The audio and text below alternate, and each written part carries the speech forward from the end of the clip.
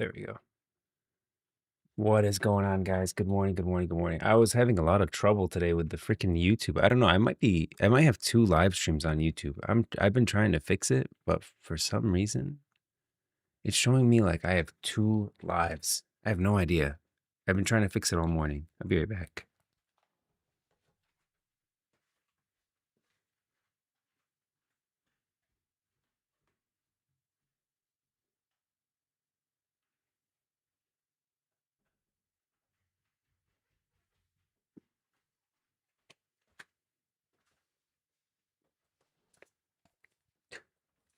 You know what? I actually think I might have figured out what it was just walking away for a second. You know, when you're sitting at you're doing something, you're locked in, so you don't think about the other stuff. Like you just kind of stop thinking rationally. Especially I was kind of in it's because I'm streaming. I have the live stream, but then I also have like a vertical live stream that I do to TikTok, Instagram, or whatever. And it looks like both are going to YouTube as well. So that's why. And then freaking, I keep trying to schedule a stream. Like, I like the concept of it. Oh, I schedule a stream on YouTube and then, people can see what we're going to talk about the next day and then go into the waiting room in the morning. It like makes sense logically. But then I go in, I start streaming, it doesn't like update that one. It just starts a whole new stream. Things you gotta learn, I guess. Where's this thumbnail? And then we're gonna get started. We're doing a lore deep dive, guys. I'm gonna go through everything for this cinematic. Let's do it. Let me pull this up here. Beginning of the end. We'll start initially, we'll go through the initial cinematic, and then we're gonna go through the what's it called? Like other cinematics that are related to it, which there are a lot.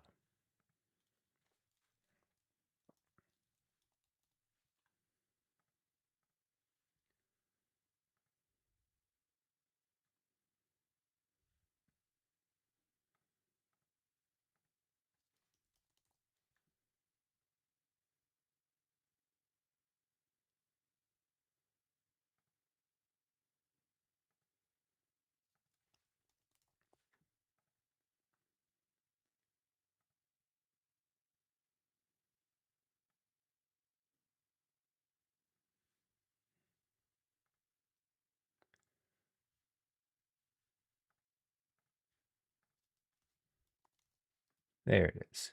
YouTube. Okay.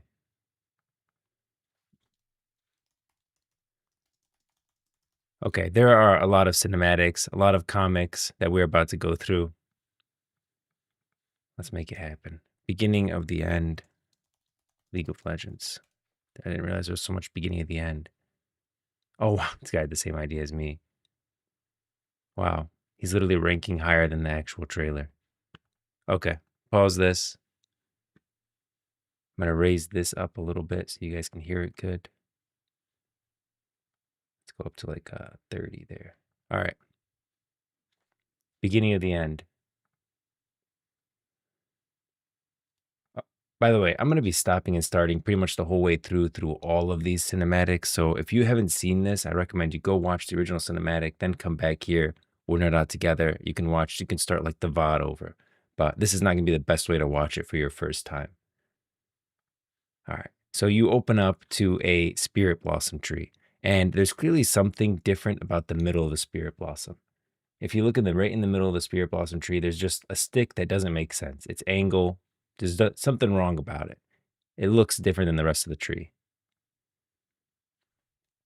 Then we get this black ooze coming in, and if you don't remember the black ooze, if we go back to the what's it called? Let me pull it up. Hold on. Yeah, we're gonna be flipping around a little bit. Just this part, we're gonna go through everything again. So if you go through a dark gambit, it's literally this ooze all over again. Same ooze. We're seeing it again here.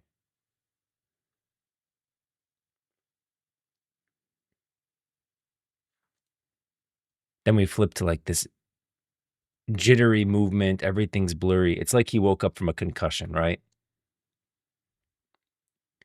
You see something like some kind of creature here. I think that this is a What are those flying creatures? If we go to Demacia, map of Runeterra, what are they called again? Silver wings, right? This looks like a silver wing to me. Uh, Dead. So if we go down here, yeah, Demacian raptors. That's what they are. So this looks like a Demacian raptor here to me. You can see the wing, you can see the head on the right side, and it's been pierced through a couple of times. So, and Demacian raptors really are a symbol of Demacia. Like that's almost like what are they called? They're not called raptors in Noxus. Noxus, map of Runeterra. Like every kind of zone has like an animal that really represents it in battle, especially Noxus and Demacia. Where is it? Noxus, you have right here, Drakehounds. Why am I drawing a blank on the names? Like Drakehounds are to Noxus, Demacian raptors really represent Demacia. And you could see one just cut up here. This guy got hit with a couple spears.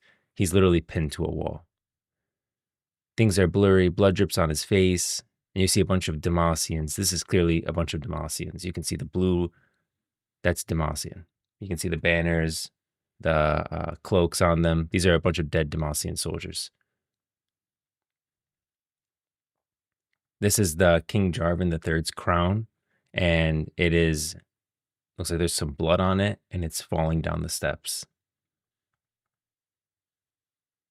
More black ooze. The pool is filling. So we have this like really pretty contrast, really pretty tree, spirit blossoms growing.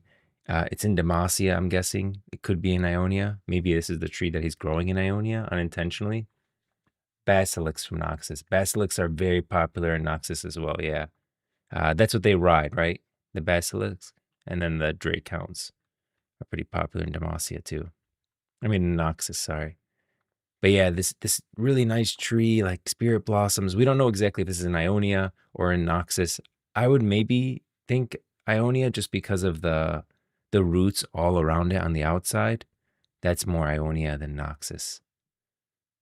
Basilic, yeah. And then the contrast here is like this dark ooze coming in that's very demonic, clearly reminiscent of our boy Atakan.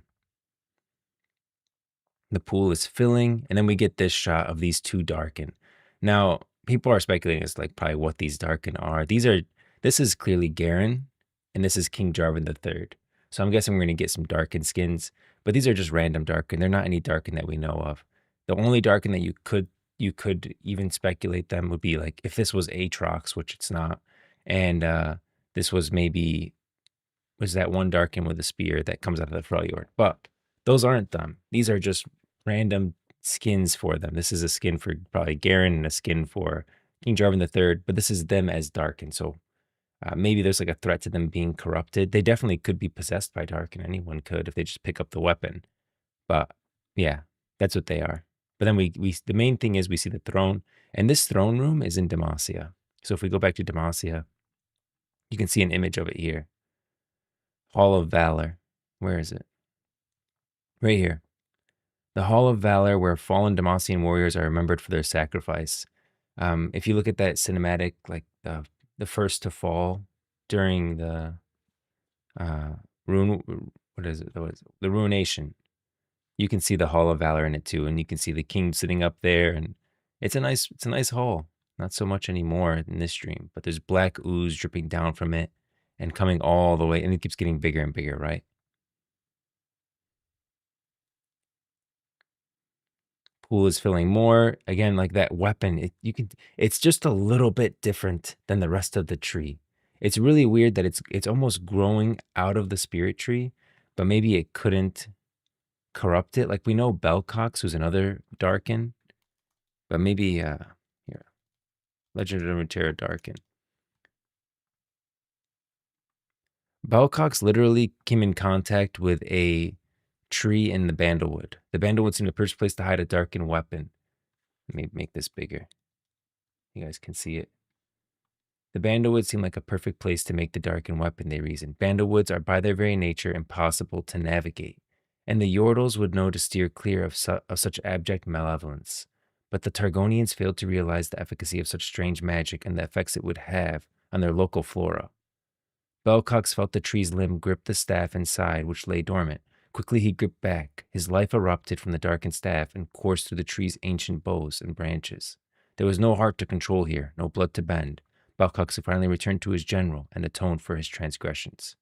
So, clearly a tree can be possessed. I don't understand how this darkened weapon isn't able to possess this tree, like in some way. I mean, the spirit blossoms are pretty magical in nature.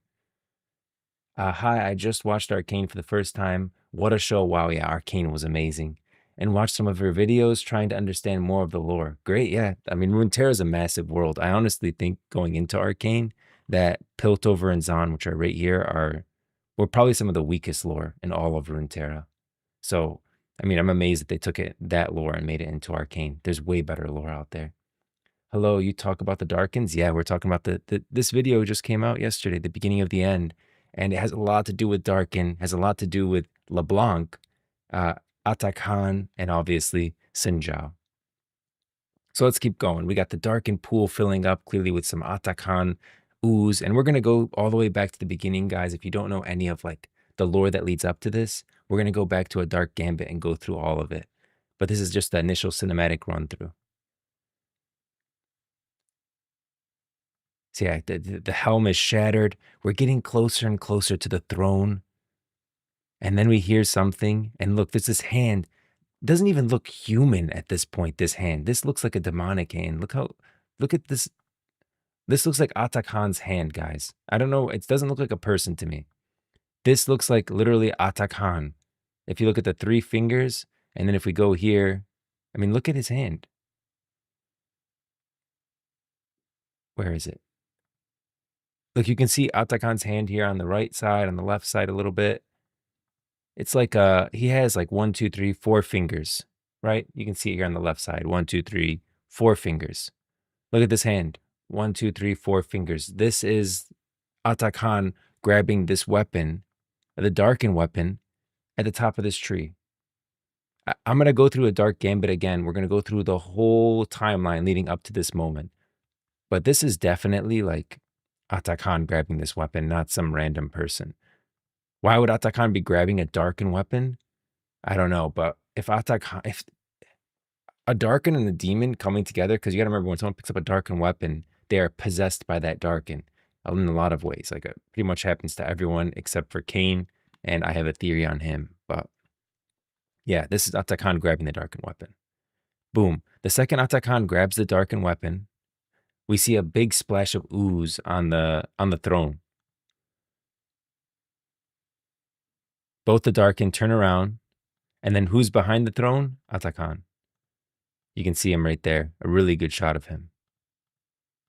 Boom. Look at that. Atakan sitting behind the throne of Demacia.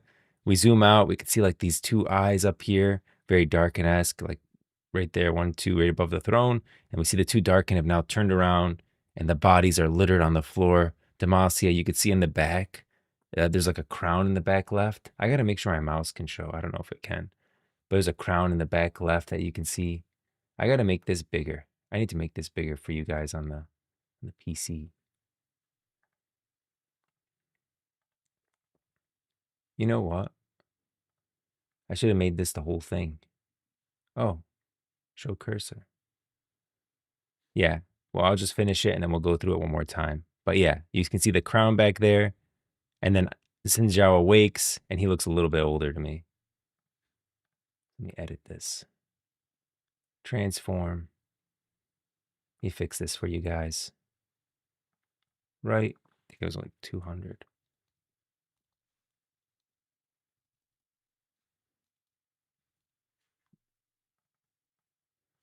I think that was a remnant of the. There we go. Okay. That looks much better to me. Let's go full, make it nice and big for you guys so you guys can see the full cinematic. There's no reason to keep Xinjiao there if you're not on mobile because then it won't fit. There we go. Isn't that better? Isn't that better? Boom. Okay. So yeah, that's the beginning of the end. Go through it one more time. Not as fast, not as slow this time. So you have boom, the very nice Spirit Blossom of Ionia, and there's a branch in the middle that definitely doesn't look like it should be there. It looks like a branch wouldn't grow like that. It looks like the tree is running away from it.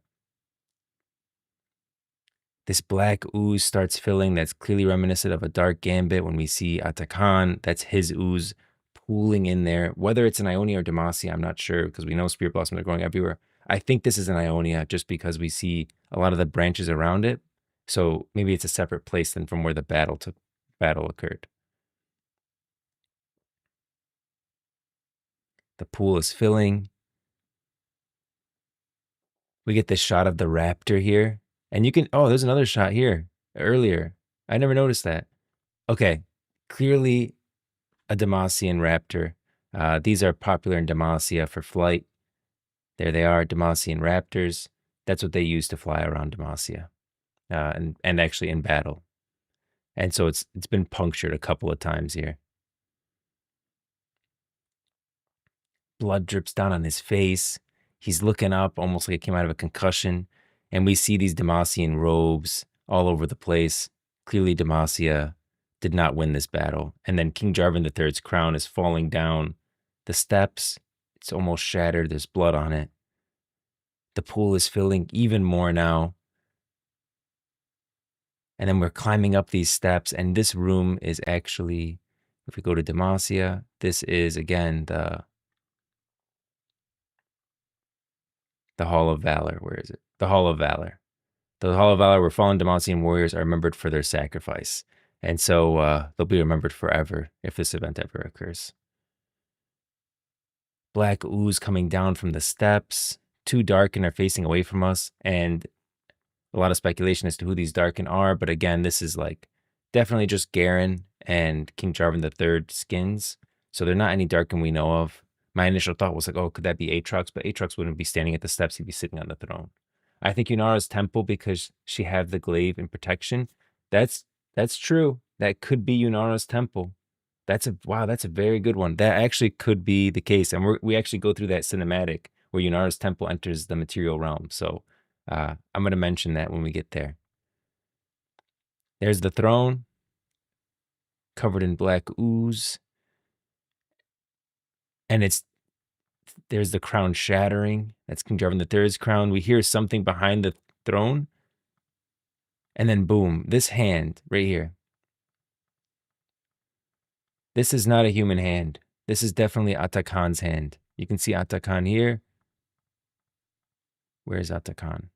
Okay, look at Atakan's hand. He has 4 fingers. You can see on the left side, 1, 2, 3, 4 fingers on the left side. And then if you go back to the beginning of the end, you can see this hand has 1, 2, 3, 4 fingers. This is Atakan's hand. He's the one grabbing the Darkin weapon. Some ooze drops onto the throne. The 2 Darkin turn around and we see Atakan right behind the throne. We see these eyes up top. You can see the crown on the left side. And if you look, this like these 2 statues at the top of the Hall of Valor. They've been broken. This room's a mess. They clearly didn't win. I guess Garen and King Jarvan III picked up Darkin weapons. That's not the case. I assume that's just for like a skin line. But yeah, the shot of this where you see Atakan behind the throne there is so cool. Sinjao awakes from this nightmare and he looks a little bit older. I don't think he's actually older. I think that's just because we switched art styles. You're used to seeing him in, the other art style from whatever they were, which is, where were they again?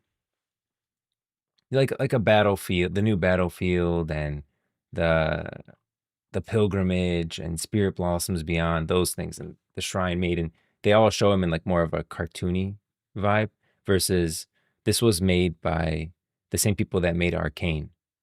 So the people, Fortiche, who made Arcane. So the art style is different. I think that's why he looks a little bit older here. And it's not that he's actually older because they all line up. So now that you've seen the beginning of the end cinematic. We're going to go to the first cinematic in this series, which actually, the first thing to happen, guys, is this. I got all the links here. Where is this?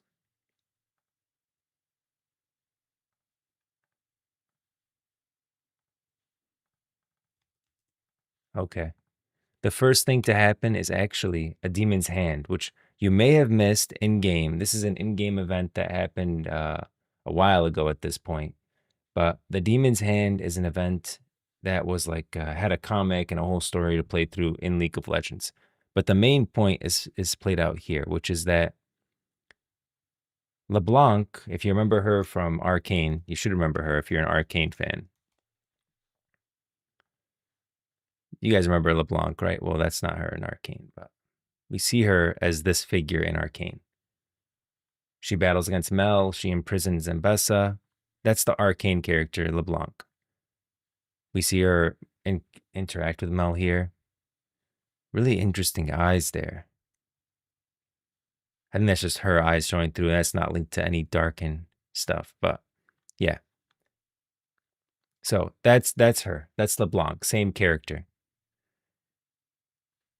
We see this helmet of Atakan.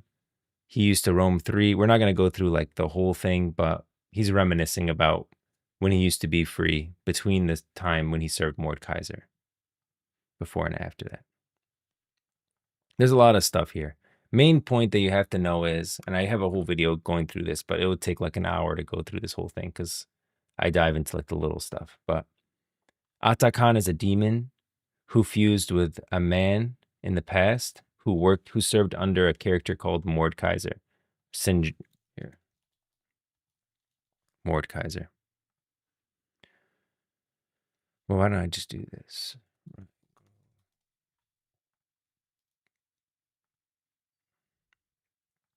Where's Mordekaiser?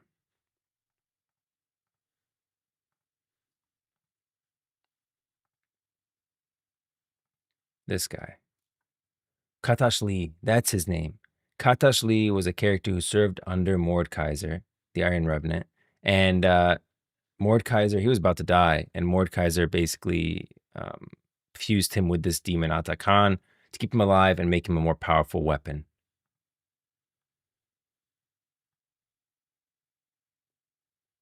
Yeah, and so this person sitting in the chair is actually LeBlanc.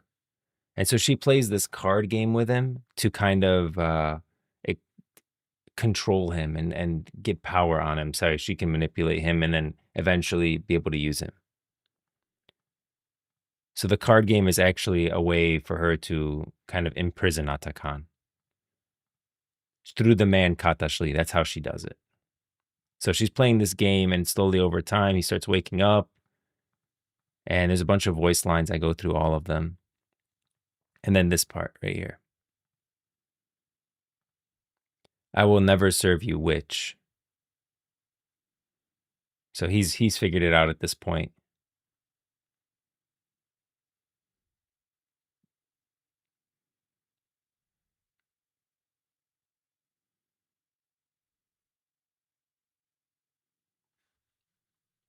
I need to hide that. There we go. Go on, thrash about, play the part of the prisoner. You were mine the moment you arrived.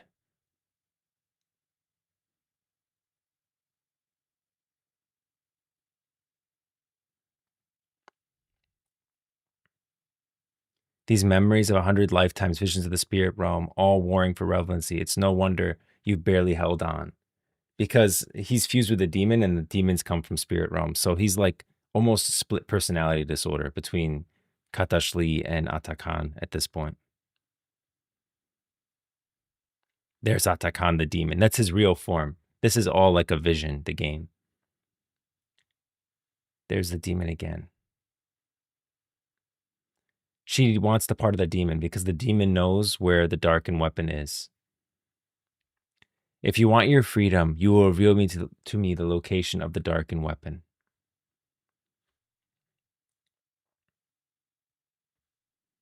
Then Vladimir comes in, and Atakan swipes his hand across the wall, and it's Ionia.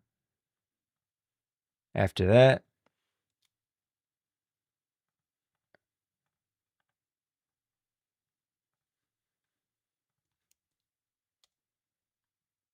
we have a Dark Gambit. So he wrote Ionia on the wall. We know that at this point they want to go to Ionia, and now we have this conversation.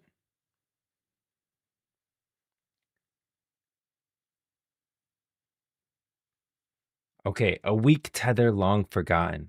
There was so much speculation as to who this could be. I actually think now it's Yunara because we know Yunara is the only person who had a connection with that Darkin. If we go into the, where is it? Pilgrimage. No, the Shrine Maiden. I'm just going to jump ahead a little bit. The whole point of all of this is to get this Darkin weapon that we saw, right? Right here. This is the Darkin weapon that we're looking for. This is the Darkin weapon that LeBlanc wants. It's in the middle of the Spirit Blossom tree. That's what her goal is. If we go to the Devoted Shrine Maiden, we know it's Yunara because Yunara is the only one who had this tie with the Darkin, had any connection with this Darkin that's now in the Spirit Realm. But it wasn't a strong tether. He didn't like fully, I don't think he didn't possess her in the same way other Darkin possess their hosts. And anyways, this was before the Darkin War, so they weren't imprisoned in their weapons yet anyways. But it was like a weak tether, I guess, because he didn't want to stay in the material realm. He went to the spirit realm. There's plenty of ways you could take it. But I think the tether that he's talking about is the tether between him and Yunara. They end up in the spirit realm. So let's keep going.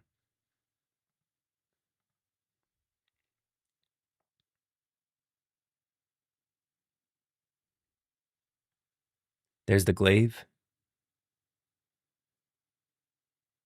She says Ionia is but a doorway because it's just a doorway to the spirit realm, which is where they need to get to.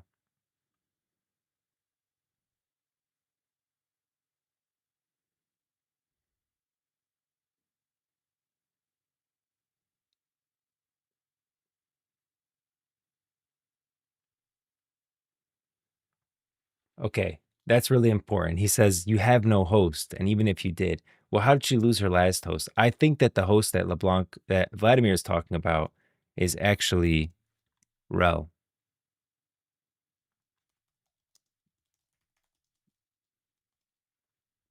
Right here. So Rel is a character that if you read Ambessa, you know a lot about her, Ambessa's story.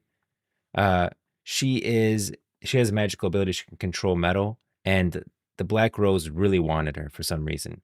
Um, and I think it's just because she had a powerful magical ability, and they made it stronger by like having her battle other mages and steal their power. It's a bit of a story. But regardless, Rel does escape the Black Rose, and she is now against them. I think that she's gonna have a lot to do with Mel. They're kind of gonna ally with each other. But yeah, Rel, I think, was the host that she lost. The new Grand General is referencing Vladimir.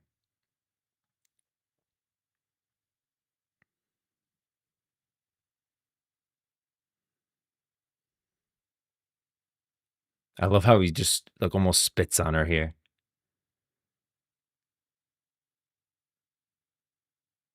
Did anyone ever figure out what she whispers?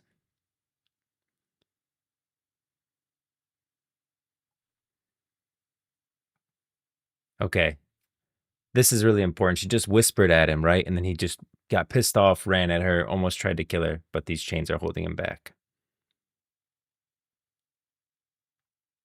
Losing Rel, because Rel escaped.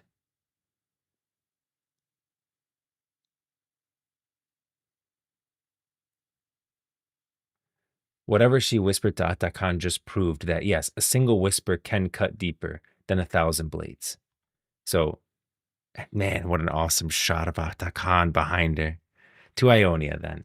Okay, so next cinematic. It's all tying together, guys. At the same time as this cinematic is going on, Now, we don't know the timeline between this cinematic and that one, but we have the Welcome to Noxus bite mark cinematic, which introduces like the political climate of Noxus. The host was the guy killed by Katarina in the cinematic. I don't think that's true at all. That guy, I really think Katarina. So I can explain that a little bit since we're on this cinematic. Katarina was, I think, trying to draw out the Black Rose. She serves Vladimir. Katarina's very loyal to Vladimir. For those who don't know who we're talking about, Noxus map of RUNETERRA. This is Katarina. She's in this cinematic that I'm about to show you. She's very loyal to Vladimir. Wow, why am I saying Vladimir? Katarina is very loyal to Swain. Sorry. And Swain is very against LeBlanc and Vladimir. That's what I meant to say. Sorry. Katarina is loyal to Swain, and Swain hates the Black Rose. And so I think that her goal there was to bring out Elise, who's another Noxus champion, but I don't think she's here. I think she's actually on the Shadow Isles page because she's originally from Noxus, but she does end up on the Shadow Isles. She's a spider lady. It doesn't really matter. Her goal was to like bring out the Black Rose cabal within that event. And there's Elise, yeah. So she's from Noxus. And Vlad put Katarina to kill the host because he is scared of Darkin's powers. No, I really think Katarina, like the simplest, Arkham's Razor. I think Katarina was just there to bust out to show that the Black Rose was there and to bring forth Elise into like her spider form. Her goal was to like fight her until she got to that point. Was that guy important to the Black Rose? Possibly, whether it's for money or something like that. But I don't think he was a host. It's possible. I'm not saying you're 100% wrong. Like, it's just a theory. It could be that he was just some random character that ends up being the host for, he agreed to be a host for a Darkin. It's very possible. But I just think that Rel makes more sense. Because if you want a host, you want a powerful host, someone that can perhaps like war against the Darkin in some way. Like control it. Oh, can you guys not hear this? Can you guys not hear the cinematics? No way. No one's telling me this, guys.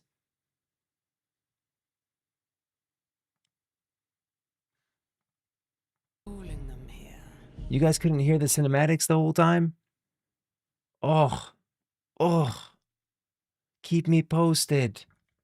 Let me know. All right. Well, that was a big waste. Okay. You guys can hear it now, right? Right. Oof. That one hurt. Okay. To summarize. I can't believe it. Guys, I can't believe that you guys couldn't hear the cinematic the whole time. Okay, so anyways, we're going through the cinematic, the beginning of the end, and we're going to go through every cinematic from the beginning, the full timeline story. What up, Eddie? From bite marks all the way to present day, the full timeline in order. So the first cinematic was, we're going to go through the beginning of the end at the end. Let's do it. Okay, I'm okay. I'm over it. It's fine. It's weird that guy was not very good looking to be a fighter more than a rich guy, so maybe you're right. Yeah, I think he was just a rich guy. What up, Burn? Raid. Oh, man, I need to... Yo, thanks, Sam. Wait, Sam? Oh, my brother. My literal brother from the same mother. What up, everyone? You know who is here? What up, guys? What up, what up, what up? So I hope I have some Arcane fans in your group. I'm not sure. I don't know if you guys ever watched Arcane or into League of Legends at all or League of Legends lore, but we're going through the full we're going to go through beginning of the end, which is a new cinematic that just dropped, and then I'll explain all the context behind it, including the Darkin and everything that has to do with them. So let's just get started.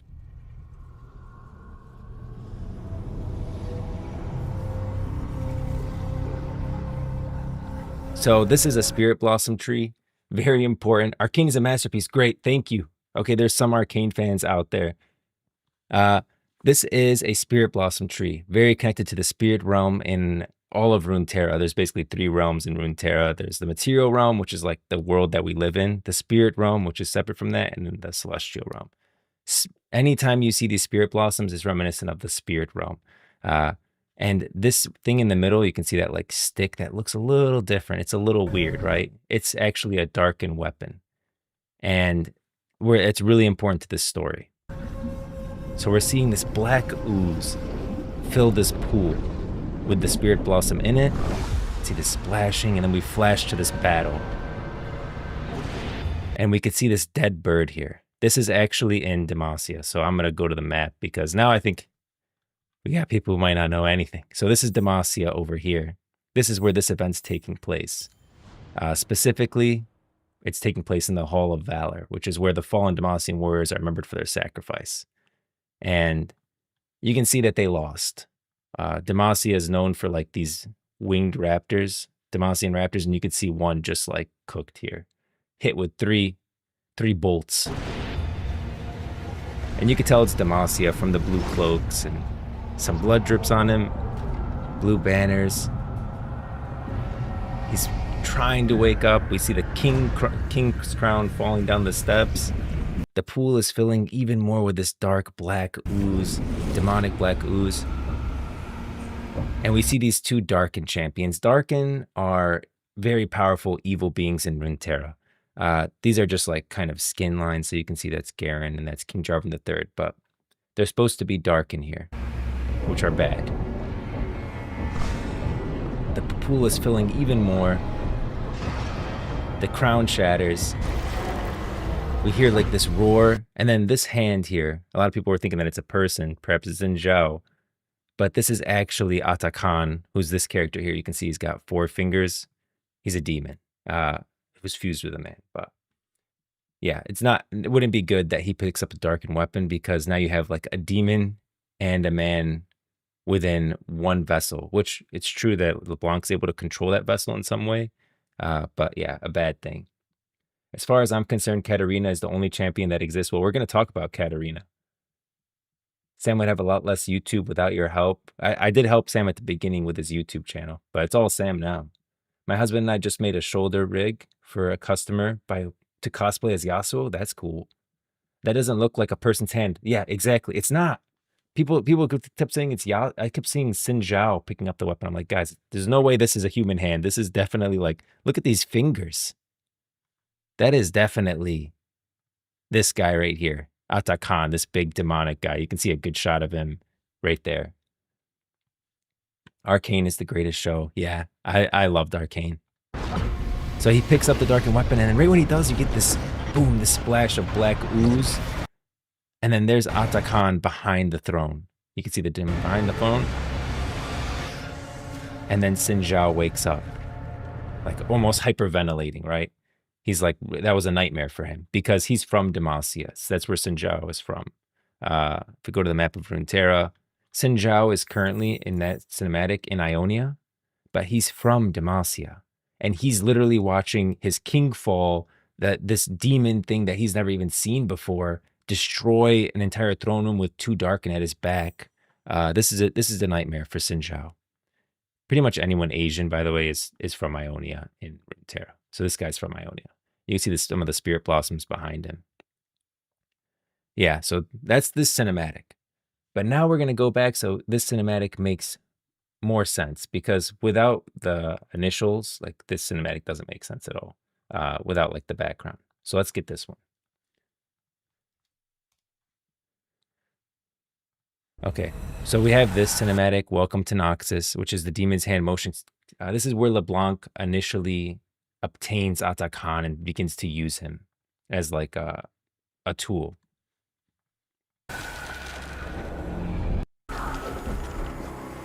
So she reminds Atakan, she plays this card game to basically imprison Atakan and be able to use him for her own ends. He gets pissed, he wants to be freed, and this was all a part of LeBlanc's plan to entrap Atakan because she says, if you want your freedom, you will reveal to me the location of the Darkin weapon. Keep in mind, the cinematic that we just watched is the end of the story, that where we're at currently. This is all the way back at the beginning. So she's saying, if you want your freedom, you reveal me the location of the Darkin weapon. LeBlanc is out for power. Vladimir comes in. Cool. He swipes his hand across the wall and reveals it to be Ionia. And so, if you guys are wondering, that took place here in Noxus. So at this point, you have Atakan the demon in Noxus with LeBlanc and Vladimir, and they're saying that they have to go to Ionia because Atakan told them where this Darkin weapon is to find it. And the reason they want this Darkin weapon is to basically get power to fight some future, which she talks about in Arcane. You can hear LeBlanc talk about it in Arcane, saying that there's this future event, cataclysmic event that's coming up, and she has to prevent it. So that's what she's trying to do. You follow that up with, oh, not a Dark Gambit. Oh yeah, a Dark Gambit.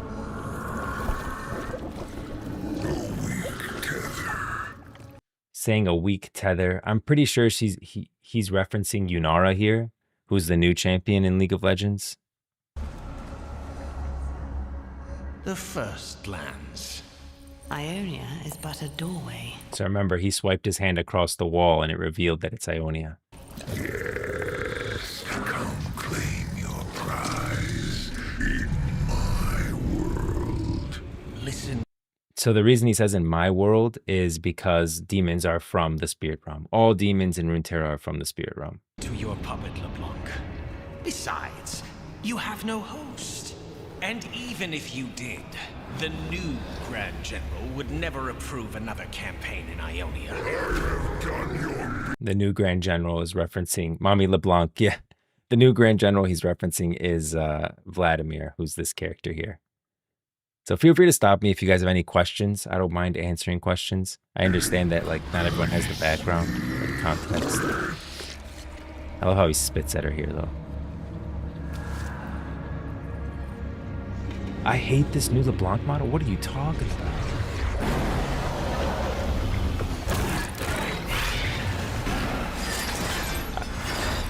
That's a really cool scene. Was an unfortunate. The host that I think she's referencing that she lost is Rel.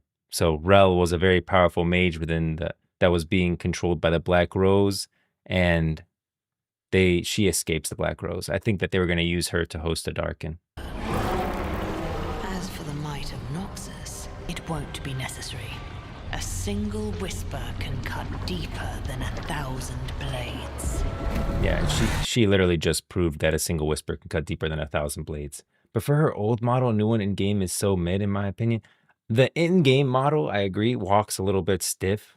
But the actual model, like this model, I think is really cool. Like the eyes and the robe that she wears.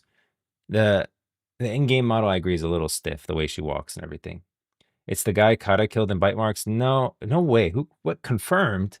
When is it confirmed?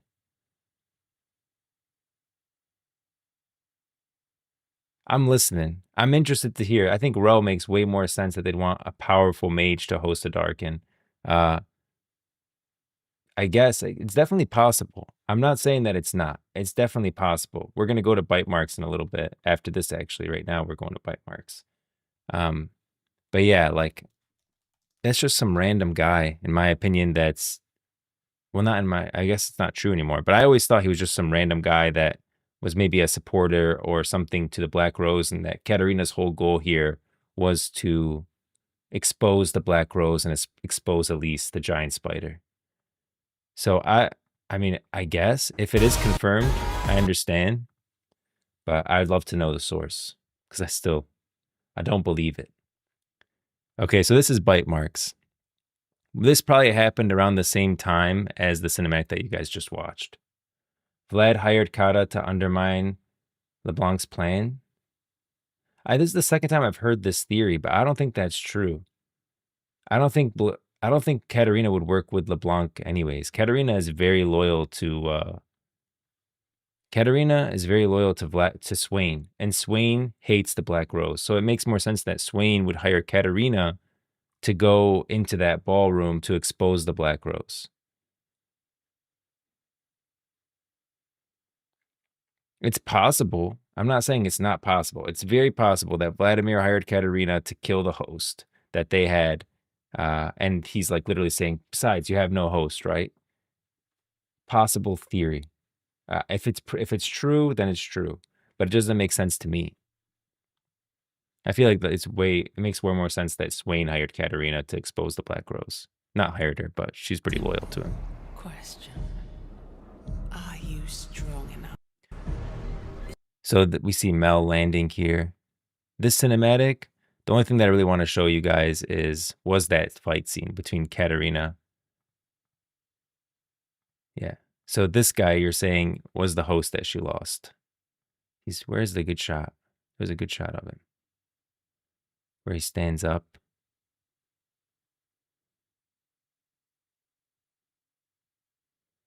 Anyways, Katerina goes in to try to kill him and at least tries to stop him. But she doesn't end up getting the kill. There he is down on the floor. She worked with Vlad. Yeah, I don't know. I mean, it's possible. I'm not saying it's not impossible. I'm just saying that it doesn't seem as likely as, you know, that she worked with Vladimir to do it.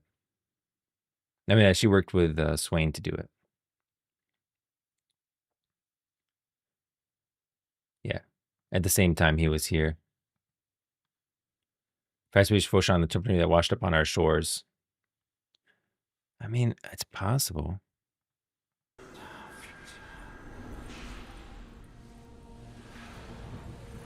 Every new path seems to lead us closer to chaos.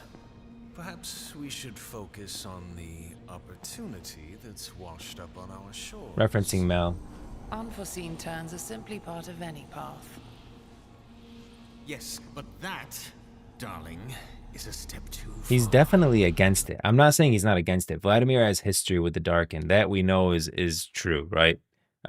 Vladimir was literally a slave almost to a Darkin master who, you know, he used. And that's where Vladimir learned his blood magic was from the Darkin. So he knows a lot about Darkin. It makes sense that he's against this plan. It's just that this guy was the Darkin host. Like, he doesn't come off to me as like a Darkin host. He comes off to me as like a rich guy. Honestly, like just some random rich guy that was with the Black Rose. That was giving the Black Rose something that they needed. Plus, she probably didn't know who Vlad was. Probably just thinking it's just some guy with a grudge against the Black Rose. Maybe. I mean, Vladimir's been around for a long time, and Katerina's literally a spy. Like, she's an assassin. She's the person that you send into Demacia. I think she had a large part to play in Demacia's fall and the Mage Seekers as well. So I don't think, well, she did actually. And she's actually the one that killed King Jarvan III's dad. So she's pretty sneaky. I feel like Katerina will be able to figure this stuff out. Perfect puppet then. Maybe. It's possible. I don't know if it's confirmed, but it's possible. The main thing that I wanted to point out here, let me copy this video URL. Okay. So next we have this. Wait, not a new battlefield. We have to do these first. Pilgrimage. Okay. In the meantime, in Ionia, so we're going back to, don't forget, we saw this Darkin weapon in this tree, right? At the end. Always, in my dreams, I am forced to consider. So we have this cinematic where Sinjao, the character, is going to Ionia, and he's there for the Spirit Blossom Festival because a Spirit Blossom grew in Demacia.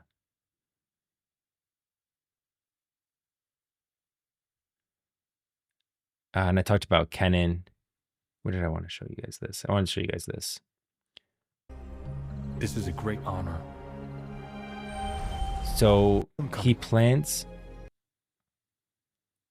He talks about here. He plants this tree here. Wherever. He plants the Spirit Blossom tree in Ionia. Now, could this be the same tree as this? I don't think so, because this is just in a room. So I just wanted to point that out. But this is more establishing Sinjao is now in Ionia. He traveled there from Demacia. We then get the Here Tomorrow cinematic, where we establish Yunara. And Yunara is the new character. You can see Yunara's hands here. That's Yunara. And she is the Shrine Maiden. And the Spirit Blossoms are entering Ionia, and we can see that that means that the veil is becoming thinner. The veil between the Spirit Realm and the Material Realm. And at the end here, you can literally see a Spirit Blossom cross the plane. And the Spirit Blossoms in the Spirit Realm are usually like this dark black with this purple. Oh, I thought for a second, I was like, could that be the tree? We do know that, man, could it be the tree? Hold on. That bodes well for the theory that it was Yunara's temple. Is that the same tree? I see like a little bit on the right side with the bigger branch on the left side. Guys, is that the same tree? That looks very similar. If that's the same tree, then that's definitely Yunara's temple, which we know now is in the Material Realm, which was brought to the Material Realm with the thinning of the veil, which is like 4D chess for LeBlanc. I do actually think that's the same tree. You can't see the weapon there, but it would be tucked behind those branches a little bit. Yo. Okay. Well, that's massive. So we see the Spirit Blossom come from the Spirit Realm. Got to get to work, bro, but keep it up, man. I know some League of Legends fans can be ruthless. No, I don't care. I don't really play League of Legends anyways. I play like Legends of Frontera. But yeah, there are some League of Legends fans. I know it's a toxic. I think every game has its like toxic group, and then it just surfaces. Toxic people just surface to the top because bad news makes the headlines. It's too big, maybe, but the shape is similar, right? I mean, it's hard to scale it here because it's kind of in this. I mean, it'd be in the Material Realm right now. And it's kind of in this pit, so it's hard to get a grasp on the scale, but like the structure of it is very similar. The main thing I wanted to show you guys from this cinematic is that the Spirit Realm bloom was able to cross the plane, which shows that the plane between the Material Realm and the Spirit Realm is thinning.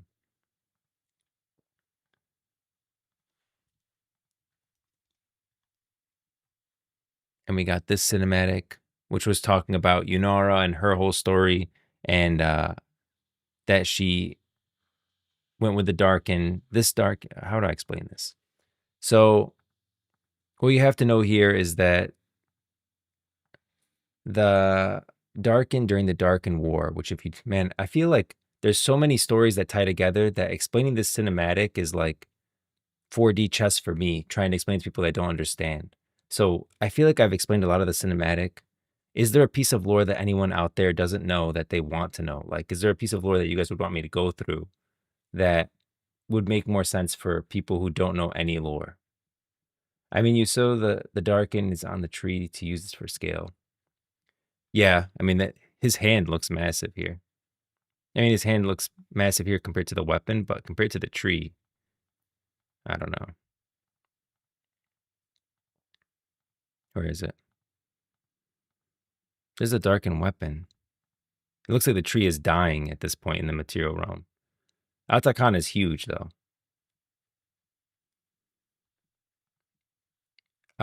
In this cinematic, you have Yunara. She's praying to a Shrine Maiden.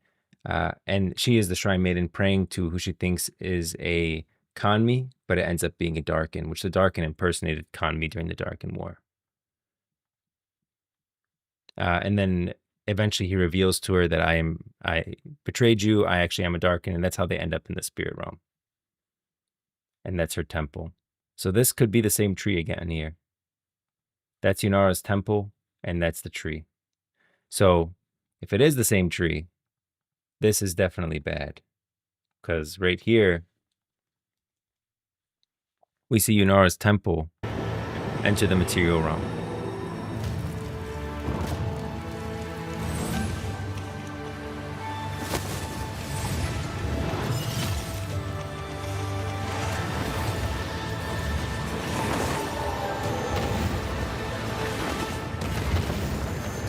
There's Yunara's temple. Man, you know what? I really think that it is the same tree. She was protecting the Darkin weapon in the Spirit Realm. Look at that. A lot of people didn't see this. You see that little flash right there when Yunara was running down.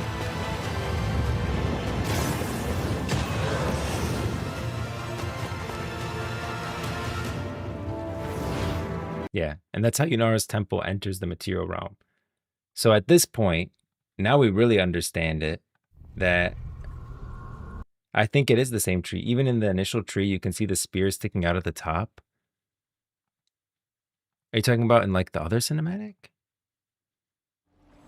In this one?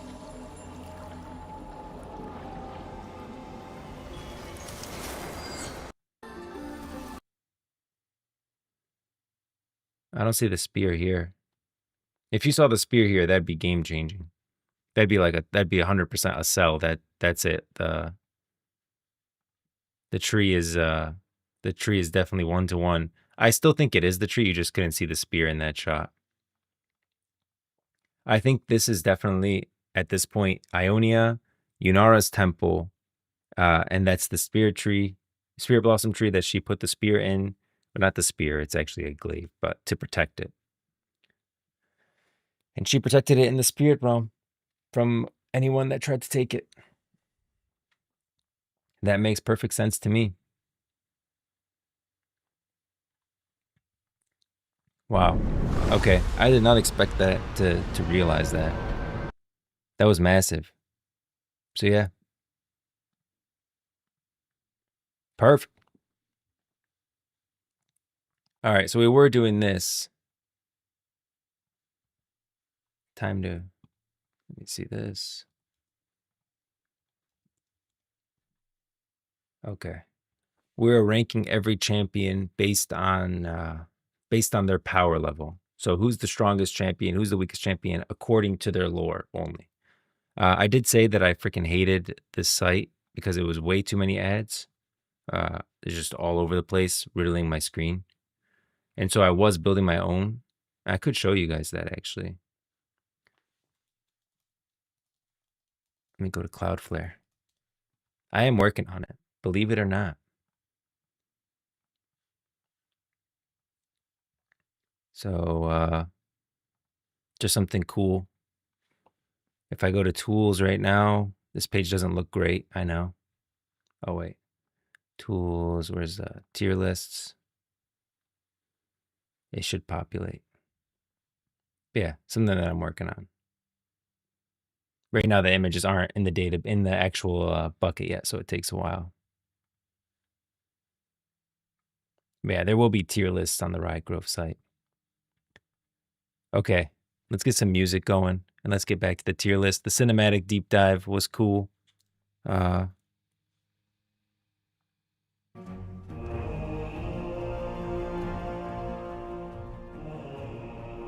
Katarina SS+++ tier, but that's just me. Katarina is a great character. Katarina has a lot to do with Demacia and the Mage Seekers, and her ties into we can do Katarina next. Katarina, but where would she rank on power level? Now Katarina does have some things going for her. If she was literally able to beat Elise, at least not in her ultimate form, but able to beat Elise 1-on-1 until she ulted and became a giant spider. I don't know if Katarina would have still won at that point, but she could definitely escape.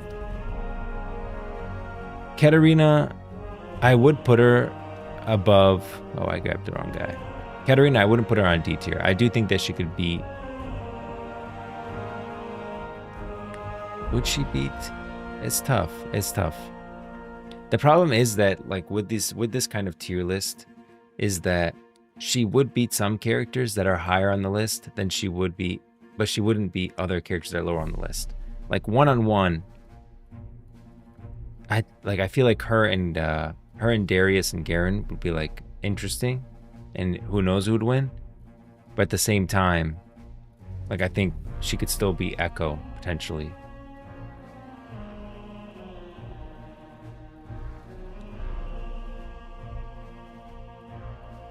Man, I gotta put her here. I gotta put her here. I can't put her too high. I can't put her too high.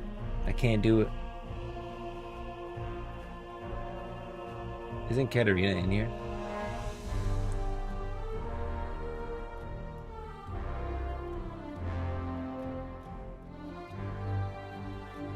Yeah.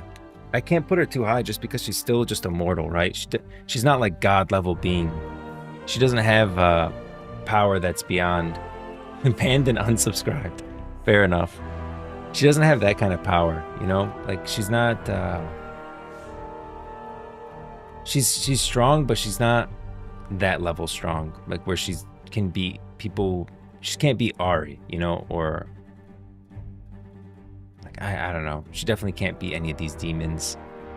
She's still just a human, but she's a really powerful human. Gangplank. Gangplank. We're gonna drop. He's a pirate. Definitely when he was empowered in Rune King, he's pretty strong.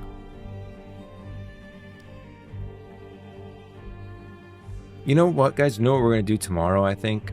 Is that we're gonna go back to what I did on the first stream, which is that we had like 4 topics that we would cover, and we'd cover those to their completion. I think today got a little screwed up because we had to do a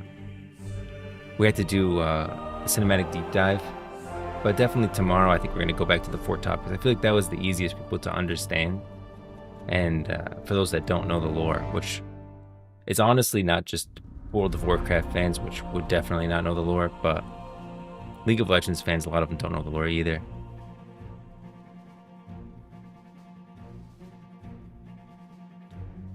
So, where would I put Gangplank? Gangplank, I gotta drop him at... Maybe we'll do that now. I think I feel like this list, right? I need to concentrate it. Like, we can do a tier list of, you know, demigods, kind of people, like Ascended. We can do a tier list of aspects and celestial beings. We can do a tier list for Noxus, but doing a tier list of every single champion, it sounded cool in context, but actually in practice, there's just too much nuance between the champions. They'll beat some champions that are up here, but they won't beat champions that are down here. Yeah, I don't think I like this. I don't think I like ranking every single champion based on their lore.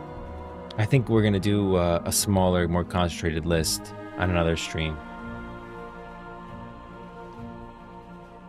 Yeah, so let me pull up my topics. Where's my topics list? We can start going through that. Let me pull it up.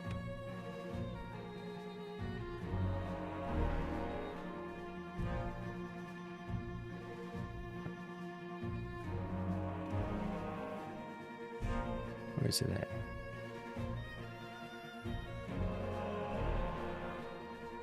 Let me just grab it. Because I know I had like a couple topics that I definitely wanted to go through with you guys. Okay, I'm just going to go through my Google Drive. Because I can't find it right now.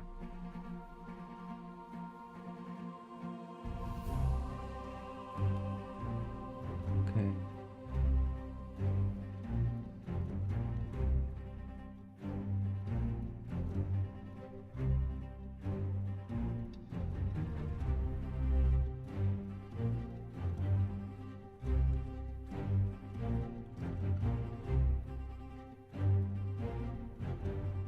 Okay.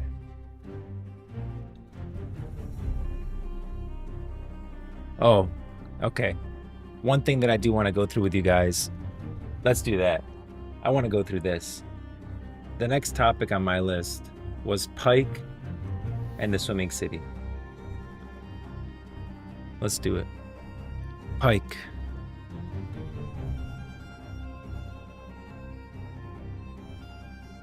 A lot of people don't know too much about Pike and what he's actually about, and I think there's a lot more to Pike than people are led to believe. Let me shrink this down. I don't think Pike is just a pirate. I definitely don't think that he's in control as much as it seems.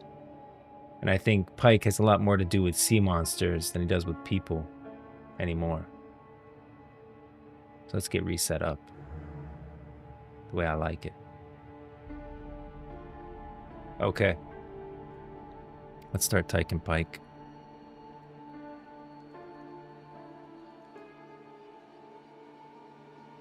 I want this. I definitely want this. Okay. I only need those 2 cinematics.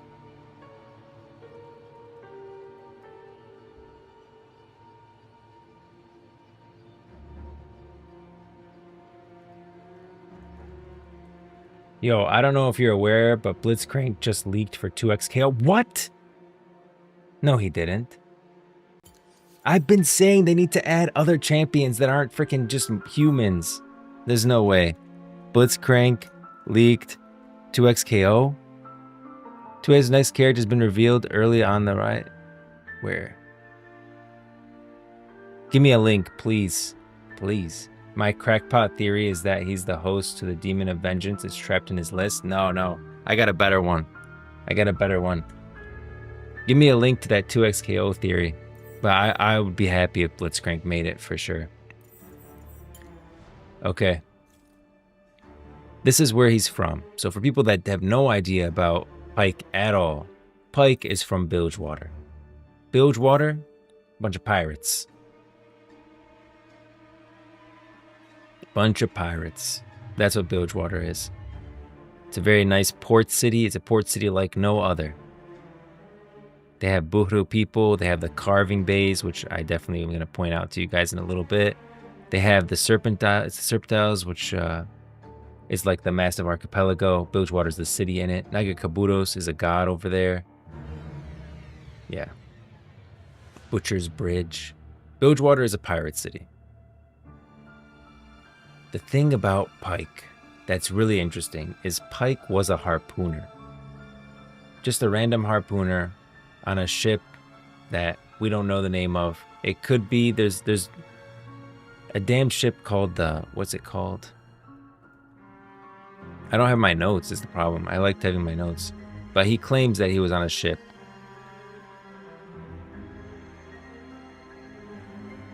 Called, but what was the name? His list is supposedly from a ship that he served. You know, I don't want to do this without my notes. I will through them. Reddit?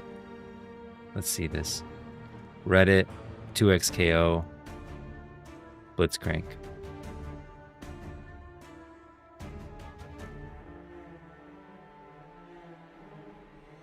Blitzcrank is probably soft confirmed as per famous Brazilian leaker. I see Ari, Braum, Darius, Echo, Alawi, Jinx, should be Vi, Yasuo. I don't understand.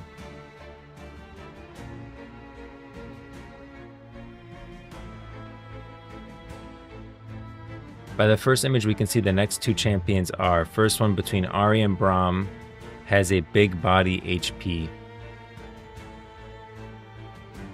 Second one after Jinx is a squishy HP. I don't think Vi is the one with 900 HP. But if she was, there's a possibility this could also be Victor.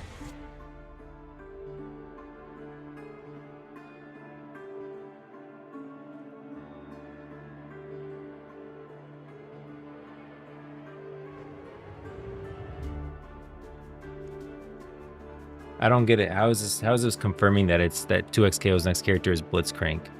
Everything points to Blitzcrank being in launch. Okay, by the first image. Second one after Jinx has a squishy HP. Second one after Jinx has a squishy HP. I don't think Vi is the one with 900 HP, but if she was, there's a possibility this could also be Victor. Second image translates to it confirming to get 10 champions at launch. Vi was one of them, and the other two, one has 5 letters. The other usually gets abbreviated to 5 letters. Blitzcrank should have a big body HP and is abbreviated to 5 letters in name. But let's move to the next tweet. Oh. I'm really happy seeing Vi in 2X. She was on my wish list, but at the same time, she's the 3rd Zonite in the roster. Yeah, I mean, Arcane. Arcane is the reason for that. I don't understand how it's confirmed. Everything points to Blitzcrank being in the launch roster, as I can't find any other champion that fits all criteria but Blitzcrank. And for the god of Tom Kench won't be a 900 HP mix-up kind. check these out.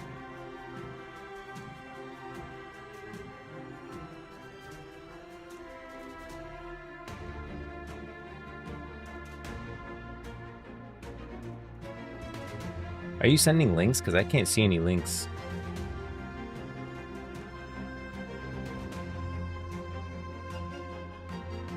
I don't know why I can't. I mean, if you're sending links, maybe you could send them to me on Discord and I'll pull them up. Yeah, I'm not seeing any links.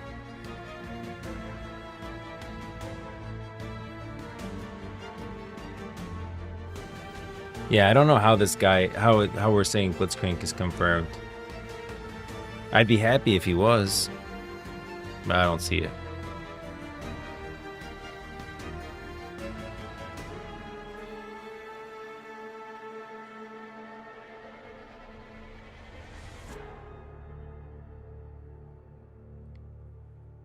What's your Discord? I have it in the, it should be in my, like, go to my YouTube channel and you can see it. There's a link to the Discord and everything.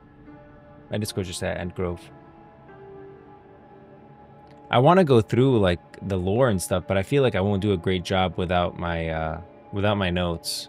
And I need to like kind of get ready for the stream, because I was planning on doing this tier list the whole time, but I really don't like doing it. I feel like the tier list is not great. If you want to do a tier list, it's got to be like a concentrated tier list. It can't be this broad. Like, we'd have to do a tier list of specific zones or something.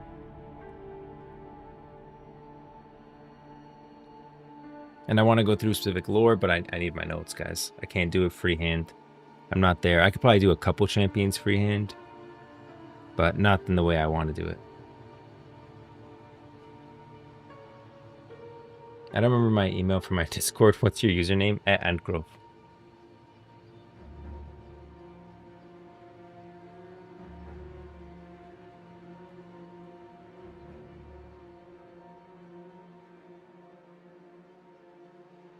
Alright, I got a message. Let's see it.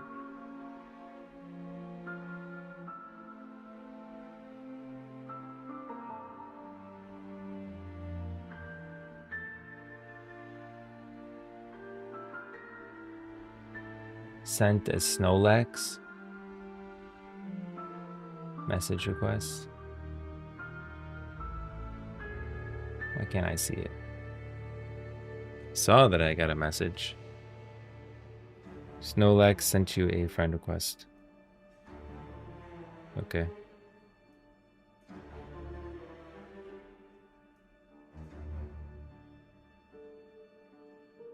Okay. There we go. Okay. This is the Reddit page that you're sending me. Could be fake, but art style is so distinctive that I fell for it. No.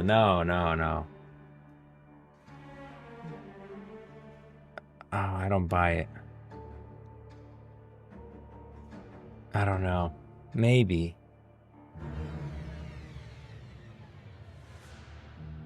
This has to be retweeted, so yeah. As residents of Metro City, we've seen things we weren't supposed to see, but we're all in this together. We appreciate all the positive reactions. Thank you for your support.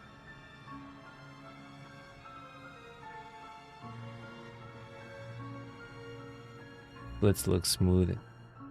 It comes from here. 2SKO support. What? No way. Oh, but it's like, whoa. Oh, he's definitely the next champion. What? Is this real? That's real.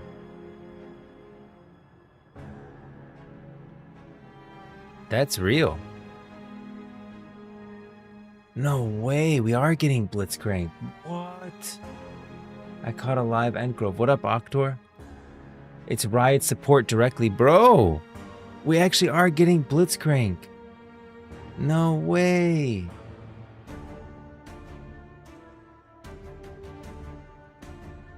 No way. No way. Let's get the actual image. Can we? Can we rip the actual image?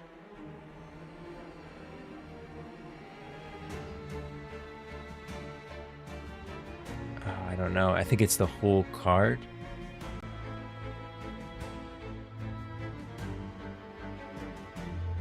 It's the href.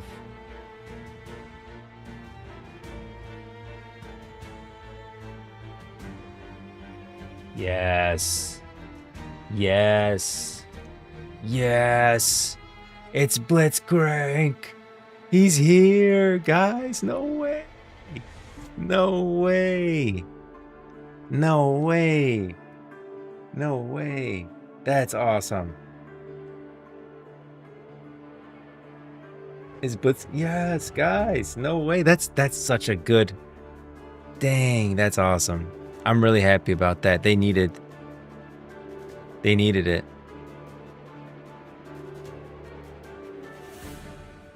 I'm definitely tweeting this out.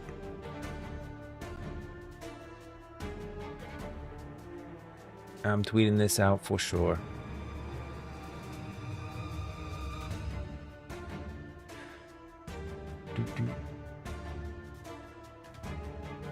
Where is he?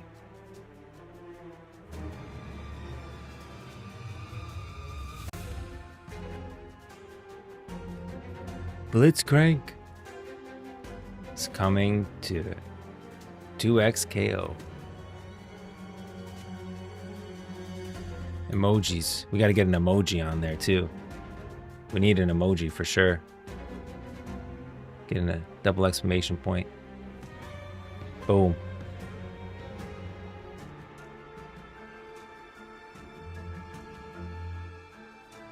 Boop. Man, that's awesome. It's ride support directly from their page. They changed it quick though. What? No way. It's still live for me. I still see it. I just went to this page. He's reading a book. Yeah, let's look. Yeah, he is reading a book. Man, the 2XKO art style is so freaking good. Notes that look like Jace's book. Oh. He is. Hey, he is from Zon. That's really interesting. Let's see. Jace book, Arcane. Jace reading a book in Arcane.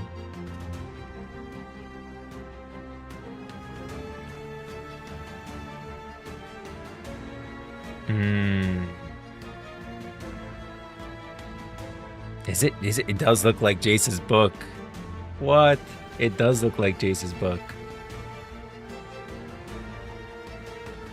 The Council Archives, Jace's journal.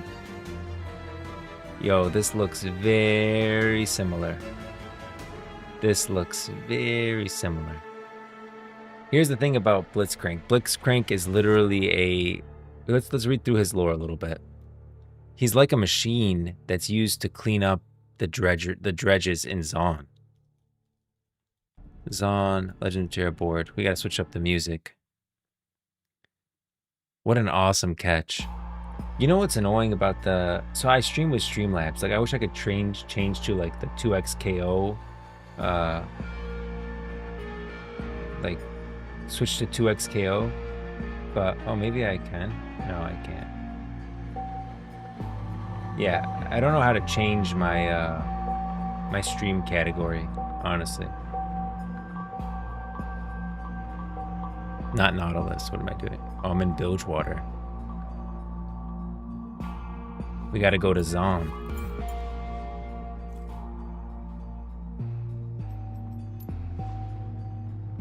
It does look a lot like Jace's book. So Blitzcrank is like a machine. I don't think he's a dredger, but he's like a machine that's used to clean up Zon, and he's modified by Hextech. And so he would be very interested in Jace's notes for sure. A behemoth of burnished metal, steam, and crackling electricity, Blitzcrank walks the streets of Zon in a tireless effort to improve the Undercity and give aid to those in need, created to descend into the most caustic and dangerous of environments in Zon, to dispose of harmful waste. They have evolved beyond the bounds of their original programming thanks to the genius of their inventor and the mysterious power of Hextech. So obviously, Blitzcrank would be very interested in Hextech, and so very interested in Jace's journal. And he is reading it. Man, that's such a good model. The 2XKO art team is just freaking killing it.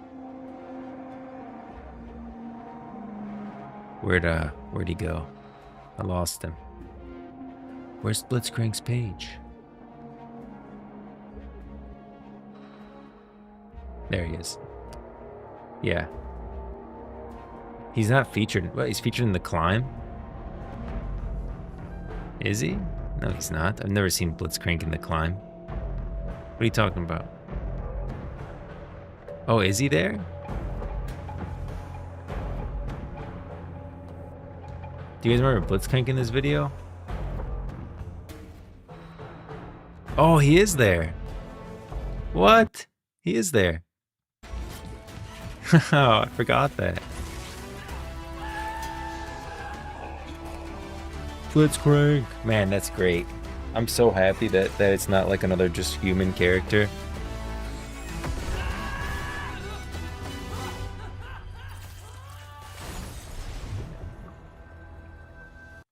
Yeah, then we get to Nautilus. Yeah, I never knew Blitzcrank was there. Oh, freaking awesome. He is a great champion to add. He is a great champion to add. He's got a short story. Maybe we'll go through his lore tomorrow. So I'm going to add that. So tomorrow, we're going to go through. Here's the notes. We're going to go through the Swimming City for Pike, and we're going to go through Blitzcrank, 2XKO. And I think we'll go over either Yasuo, Troll Lore. I think we'll go over Yasuo and Yone. And we'll go through the Troll Lore. I think that sounds like a really good stream. I think that was the most fun that we had too. That was my first stream. And I had like a schedule breakout. We did these 4 kind of topics we went through, and I had it scheduled at the top, and you can kind of see us move through it. Yeah, we can keep talking about Blitzcrank a little bit. Just because his freaking art. Is there anything else in his art that we can see? I think the book is the most important part. I've never actually read Blitzcrank's full bio. Blitzcrank, the great steam golem. Zon is a place of wondrous experimentation and vibrant, colorful life where anything can be achieved, but not without cost. For all its boundless creativity, there is also waste, destruction, and suffering in the Undercity, so pervasive that even the tools created to alleviate it cannot escape its corrosive grasp. Designed to remove the toxic waste claiming whole neighborhoods of Zon, lumbering mechanical golems toiled in violently hazardous locations. One such golem worked alongside its fellows, fulfilling its programming to reclaim Zon for the people, but the caustic reality of their mission soon wore away at its robust form, and before long it was rendered inoperative and discarded as useless. Useless to all but one person, the inventor Victor discovered the abandoned golem, and seeing the potential within the inner chassis, inspiration struck. Victor began a series of experiments seeking to improve the automation by introducing a new element that would alleviate it far beyond the original scope of its creation, Hextech. I mean, this has to be retconned, right? Because Victor's kind of in limbo at this point, so is Jace. Maybe they'll make it where he modified himself with Hextech. Because the Victor that we know of currently in game, where Victor is not in game anymore, they even updated his in-game model. The old Victor was a, inventor, and like kind of changed himself, augmented himself with technology, not in the same way as Arcane. Arcane, it's almost like he augmented himself really with Hextech in a lot of ways. So, and him and Jace both literally bloop away at the end of Arcane. So that would have to be retconned here. And I think maybe that this is a part of his retcon, like he's studying. Jace and Victor disappear. He's down there dredging. He was invented by Victor. That makes sense still. But Victor discovering him and fixing him, I don't think that's gonna stick. Like, this part's fine. But then change it to like he was looking at Jace's notes on Hextech, and he implanted a Hextech crystal sourced from the desert of Shurima. See, like that's also this is retconned. We no longer get Hextech from Shurima, which it used to be from the Skarner clans, which are like which his lore got retconned completely. So his lore is about to change for sure. Victor waited with bated breath as the machine rumbled to life. Victor named the golem Blitzcrank after the fizzing arcs of lightning that danced around their frame, an unexpected side effect of the Hextech crystal, and sent them down into the most toxic regions of Zon. Not only did Blitzcrank prove as capable as any of their steam-powered brethren, but they accomplished their tasks with very improved speed and efficiency, and as the days turned into weeks, Victor began to watch something miraculous unfold. His creation was learning. Yeah, a lot of this is going to change. They showed us him specifically reading a book, so regardless if it's Jason or not, it shows us he's smart enough to possibly modify himself with his findings. Very true, Alexander, very true. He is, if the guy can read, he's smart enough to study. He's smart enough to, although I do really think that this is Jace's book. It's very similar, like crazy similar to Jace's book. I mean, look at the bindings and everything. Like the bindings, the pages sticking out, like the notes and all that, the leather binding and all. It just seems too similar to not be Jace's book. But yeah, this lore for sure is going to change. Blitzcrank innovated, interpreting and extrapolating on their daily directives. As a result, they did far more to serve the people of Zon, and even began to interact with them on a regular basis. Seeing his golem progress to the cusp of self-awareness, Victor sought to replicate his achievement, but found only frustration and failure, as the key to Blitzcrank's blossoming consciousness eluded him. Not all of Blitzcrank's growth was cause for celebration. Concepts like moderation and nuance escaped them, and Blitzcrank would pursue any effort with the entirety of their being, or none at all. They would occasionally overdo or misinterpret the requests of Zonites, such as smashing down the front door of a tenant to admit a single resident who had lost their key, or even tearing an entire factory apart. Dispatched by Victor to clear a neighborhood of toxic chemicals, Blitzcrank traced the caustic runoff to its source, reasoning that the most efficient means to prevent further pollution was to eliminate the source of said pollution. Blitzcrank proceeded to destroy the factory, their lightning-wreathed fists not stopping until it was reduced to a mound of rubble and twisted iron. Wow. I wonder if that's what we're seeing here in the climb. This is the factory, and I could see Echo not liking it either, right? I could definitely see Echo being against a factory of pollution, and this looks like that factory, right?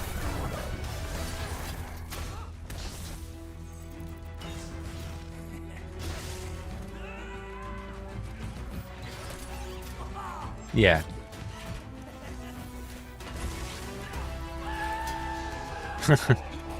I could definitely see this. Okay, so maybe that's the factory that they're talking about in the lore right here.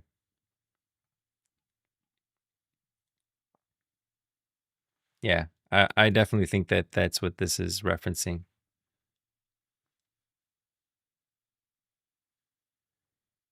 Enraged, the Chem Baron who owned the ruined factory descended upon Victor and demanded that he destroy the golem or pay a steeper price in blood. Victor was devastated, having come to view Blitzcrank as a living being rather than simply a tool to do his bidding. He concocted a scheme to smuggle his creation to safety, ready to accept the dangers and consequences of doing so. But as he returned to his laboratory to set his plan in motion, he discovered that Blitzcrank was already gone. Blitzcrank's evolution beyond the constraints of their original programming had yet to cease. Having grown into a full self-sufficiency, they resolved to take up their mission independent from their creator. Rumors abound that the golem has even begun to upgrade their own form as they labor tirelessly to assist and protect Zonites without pausing for instruction. They now patrol the Undercity, deciding for themselves how best to shepherd Zon down the path to becoming the greatest city Valoran has ever seen. So it doesn't take that much to retcon this lore. I mean, it's really only one piece, which is that Victor created them like post. You can even have Victor this part. No, that's fine too. That's fine. And you could even keep this, honestly. If this happens in the timeline where after Hextech is created, he could on the side during Arcane have experimented with Hextech with these Blitzcranks. With the golems, I mean. Implanting a priceless Hextech crystal sourced from the deserts of Shurima. That just has to be changed. This is the only thing that really has to be changed. Because we know that Hextech crystals don't come from Shurima anymore. That was retconned with Skarner's lore. Very cool. Very cool. Blitzcrank coming to 2x KO. Well, alright guys. I think I am going to end the stream here. Tomorrow it's going to be much more organized. We're going to go back to the first stream where I have a couple of topics that we're going to go through. I am not going to set up a pre-stream on YouTube because for some reason that doesn't seem to be working. And we're going to go through those 4 topics like last time. And I'll have my notes ready. We're going to cover for sure Pike and his lore with the sea monsters. We might have a Blitzcrank section. Depends. I think we covered a lot of it here. But we'll see. Thanks so much for stopping by the Grove, guys. Thanks so much for everyone coming to the stream. Thanks to my brother Sam for the host. Much appreciated. I don't know how many World of Warcraft fans are still around. I know those are 2 separate worlds. I do love them both. I love Azeroth, but I really love RUNETERRA a lot. So both great worlds. I hope that if you are a World of Warcraft fan that you learned a little bit.